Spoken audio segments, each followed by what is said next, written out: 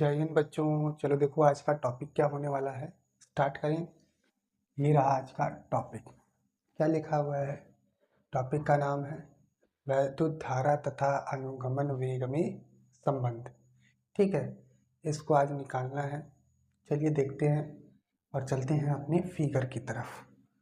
ये रहा आपका फिगर। इस फिगर में बात कर लेते हैं कि कौन सी चीज़ें क्या है। तो देखिए, यह एक चालक है, ठीक है। और यहाँ पर ये जो आपको दिखाई दे रहा है डॉटेड डॉटेड, ये इस चालक के मुक्त इलेक्ट्रॉन है। क्या है?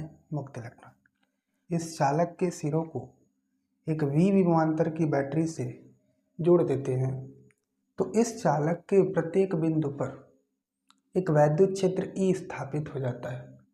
इस वैद्युत क्षेत्र ई के प्रभाव के कारण इन मुक्त इलेक्ट्रॉनों को एक निश्चित वेग मिलता है जिसको बोलते हैं वीडी यानी अनुगमन वेग। यानी यहाँ पर सारे जो इलेक्ट्रॉन हैं वह इलेक्ट्रॉन वीडी वेग से किधर चल रहे हैं, तो बैटरी के ऋण सिरे से धन सिरे की ओर।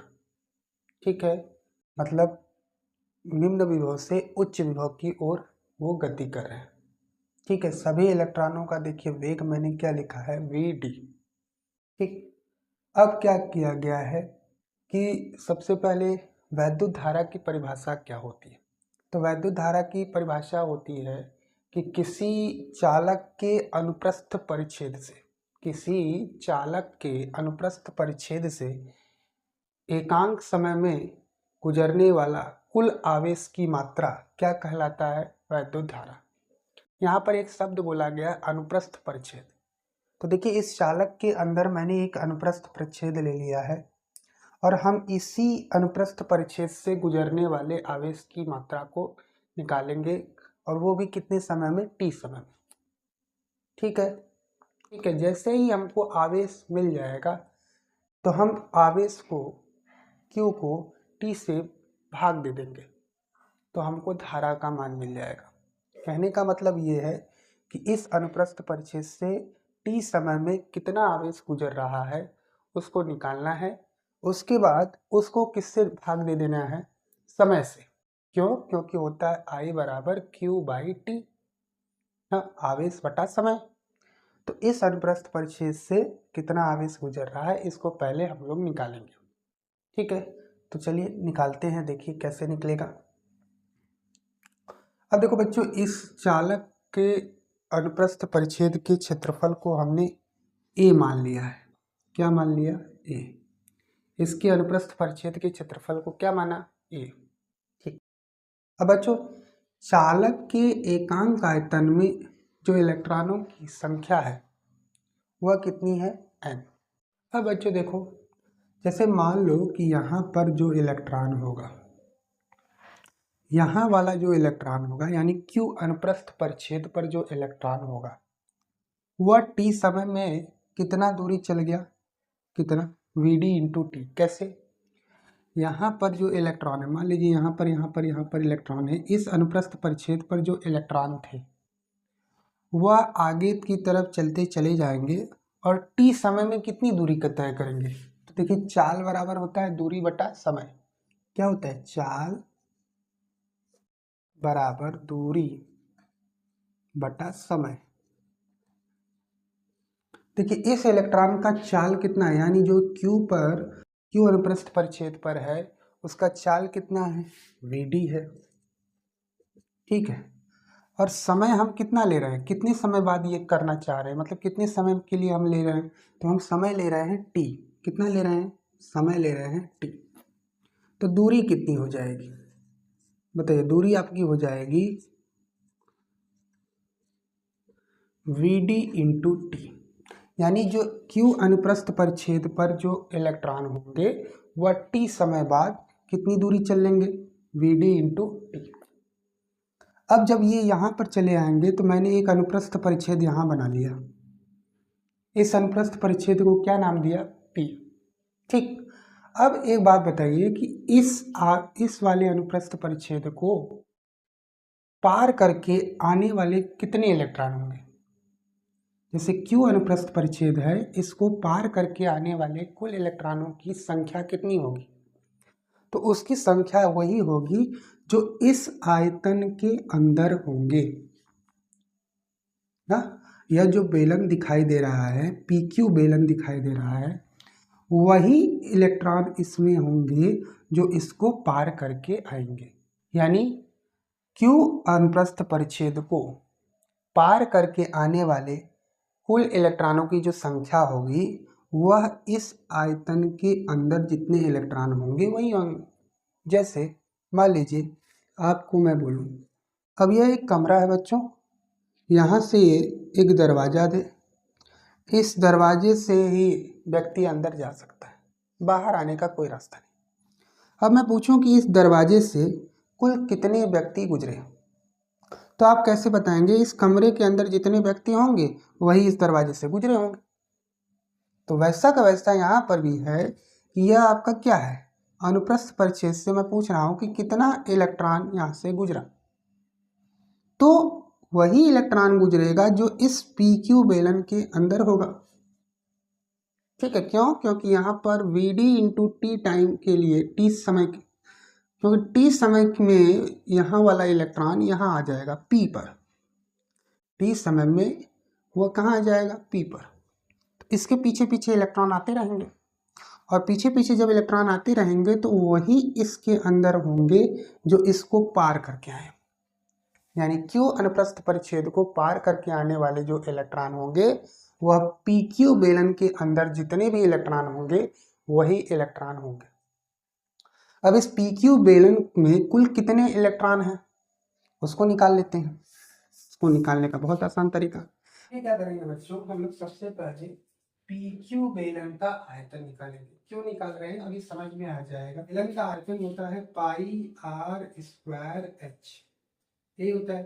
ठीक है, अच्छा अगर मैं PQ बेलन की बात करूं, किसकी बात करूं? PQ बेलन की, तो ध्यान से देखो तो πr² क्या होता है, जो बेलन का आधार होता है वह वृत्ताकार होता है, और वह वृत्ताकार है तो यहाँ पर देखिए तो वृत्त का क्षेत्रफल लिखा हुआ है, यानी जो बेलन का आधार है उसका क्षेत्रफल लिखा हुआ है।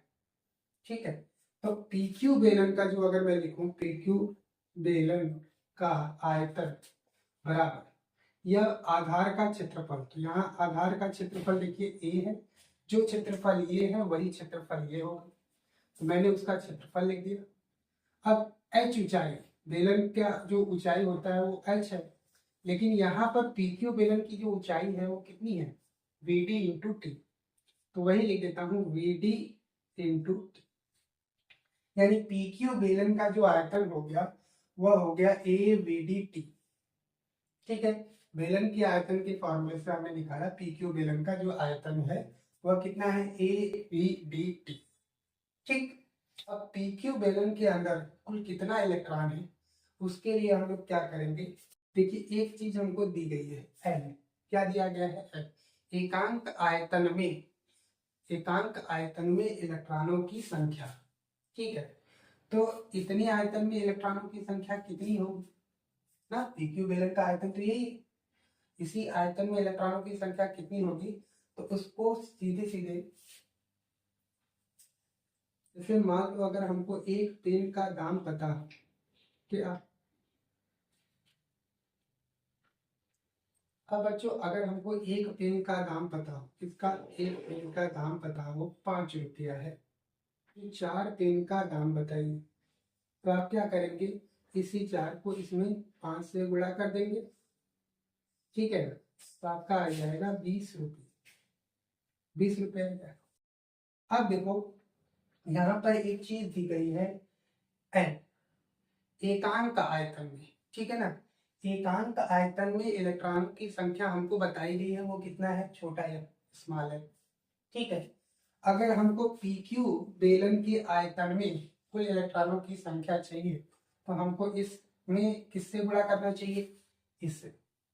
ठीक है, इसका मतलब ये हो गया कि PQ बेलन में इलेक्ट्रॉनों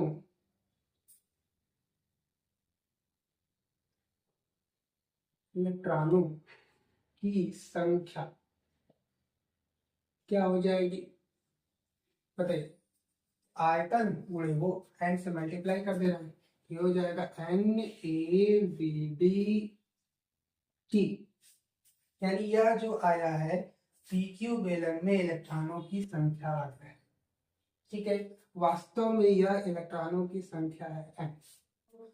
इस Q अनुप्रस्थ परिच्छेद से T समय में गुजरने वाला कुल आवेश, इस तरीके से T समय में Q अनुप्रस्थ परिच्छेद से गुजरने वाला कुल आवेश Q बराबर हो गया Ne, और n की वैल्यू यहां से उठा के हमने रख दिया। अब अगले स्टेप में क्या होगा बच्चों, कुल प्रवाहित धारा, इस चालक में प्रवाहित धारा कितनी होगी, तो I बराबर हम लोग जानते हैं Q/T। ठीक है, और Q देखिए यहाँ पर मैंने निकाला है कितना, इस Q का मान रख दीजिए N इंटू E/T, और N की वैल्यू है NaVdT, और E बटे में क्या हो जाएगा T, T से T क्या हो जाएगा, कट जाएगा। इस तरीके से यहाँ पर आ जाएगा NaVdE। ठीक है, NaVdE, यही आपका क्या हो गया, वैद्युत धारा, यानी इस चालक में प्रवाहित धारा कितनी हो गई, NaVdE। ठीक है, अब यहाँ से बच्चों अगर हमको क्या निकालना हो, धारा घनत्व, तो परिभाषा हम लोग जानते हैं J बराबर होता है I/A। बताइए I का मान तो ये है, तो ये रख दीजिए NaVdE। ठीक है, NaVdE बटे में क्या कर दीजिए A, तो देखिए A से A क्या हो जाएगा, कट जाएगा। आपका J बराबर कितना आ जाएगा, J बराबर आएगा NaVd और E। तो इस तरीके से धारा घनत्व भी आप निकाल सकते हैं। ठीक है, तो ये रहा बच्चों वैद्युत धारा और अनुगमन वेग में संबंध। ठीक है, वैद्युत धारा है और यहाँ पर अनुगमन वेग है। ठीक है, अब बच्चों इसको एग्जाम में लिखना कैसे है, किस तरीके से एग्जाम में लिखे जिससे अच्छा मार्क मिल जाए। ठीक है,